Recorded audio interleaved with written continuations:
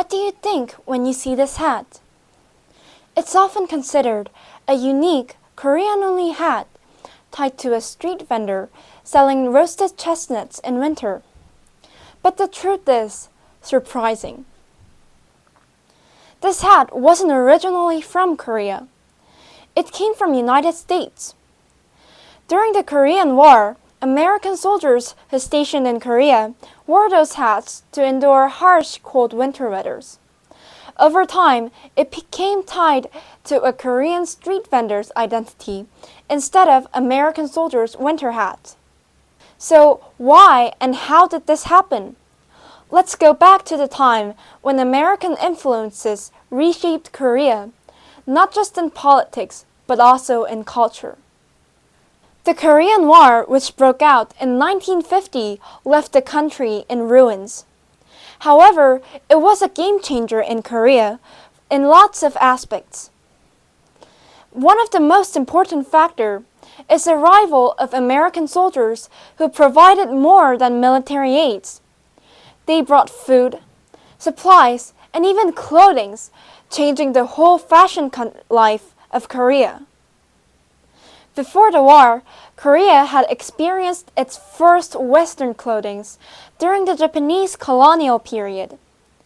However, after independence in 1945, many people returned wearing hanbok, Korea's traditional clothing. It is because to show pride and resistance to Japan. However, as Korea faced devastations of war, survival has become #1 priority that people cared for. It is known that people usually tend to wear modern Western clothing instead of their traditional ones when they have high incomes. Post-war Korea wasn't affluent enough, but these economic hardship led to Western clothes in Korea. The harsh reality of war made practicality the guiding principle. Therefore, functional and durable clothes brought by American soldiers began to dominate. This is when American soldiers' influence made its mark and found a new era in Korea fashion. American military uniform, designed for toughness and endurance, found their second life in Korea. Military coats made from wool was reformed into a warm, cozy winter coat, and military uniforms were tailored and dyed into daily use. These new clothing styles were such a big change that there were even laws limiting these fashions.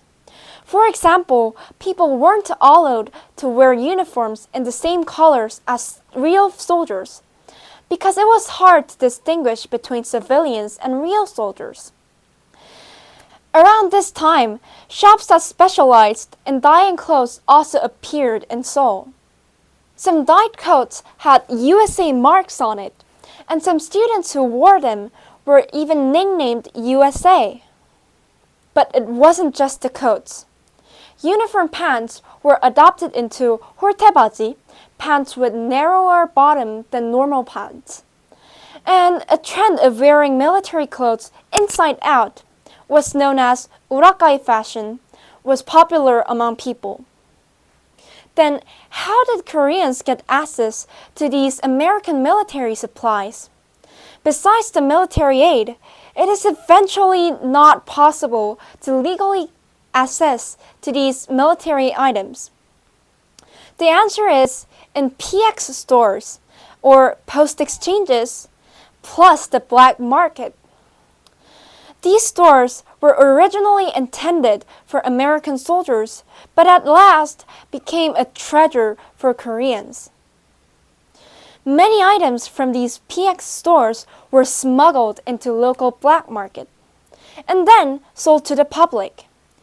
Even though black market in places where PX store exists can be observed all around the world, Korea's black market was significant in its size. People even worked with American soldiers to smuggle goods. Some records show that lots of PX supplies were disappearing when they arrived at Korea during the transportation process and etc. Considering the large amount stolen, it had been impossible without the help of American soldiers themselves.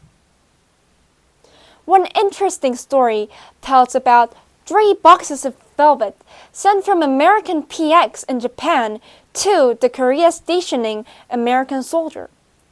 These velvets ended up with Korean women making 5 velvet dresses and selling them to the black market.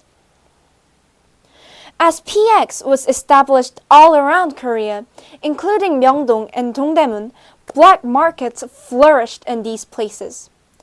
They became the hotbed of Korea fashion, where military goods were given new lives. In fact, maybe the influence of these markets still exists until today.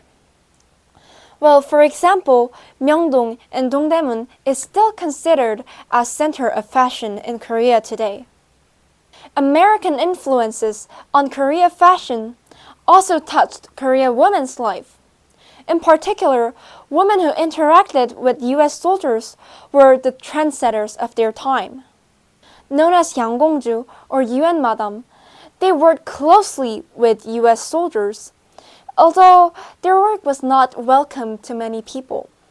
So they had naturally direct access to American goods. They were very sensitive to trends, so many of these women wore clothes influenced by American culture. One of the clothes they wore was nylon blouses made out of parachute fabric. They were durable and versatile. The material initially used for military parachute was reformed into daily clothing. The introduction of nylon was a revolution. They were used in fashion because they were resistant to tears, holes, and worn. For a country in recovery, this was a perfect material. By 1953, nylon was being imported to Korea, and soon it expanded its use to everyday wear. Hanbok, once considered as a daily wear of Koreans, became a cloth only worn on special occasions, while tight skirts, nylon stockings, high heels, and suit became a symbol of fashionists. As Korean companies started to manufacture their own nylon goods, the fabric started to take over everything, including shirts, pants, and even socks, and became synonymous with modern, Western-inspired fashion. The media also played a significant role in spreading American trends to people.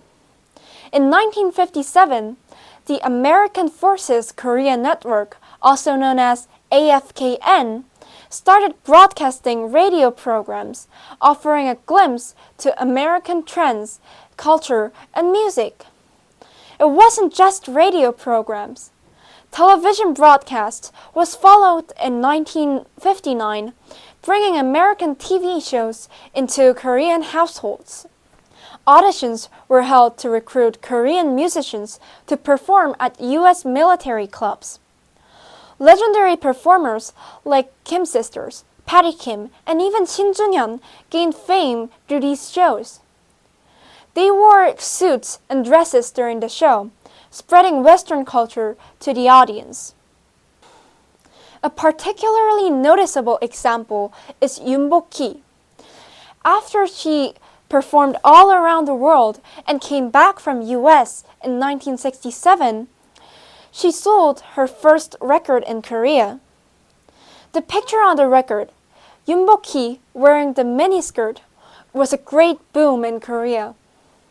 Her bold fashion statement sparked a miniskirt trend that swept through Korea. As Korea became more connected to the world, influence of American soldiers on Korean fashion gradually diminished. Today, thanks to globalization and the internet, we can see Western fashion everywhere, and even Korea is contributing to setting global fashion trends. However, we can see the influence of early American soldiers in Korea fashion even till today. Lots of staples of modern Korean fashion, such as cargo pants, military jackets, and linger tees, are based on these American soldiers' influence on this unique history. So the next time you spot cargo pants or military-based jackets, just try to remember this unexpected history behind them.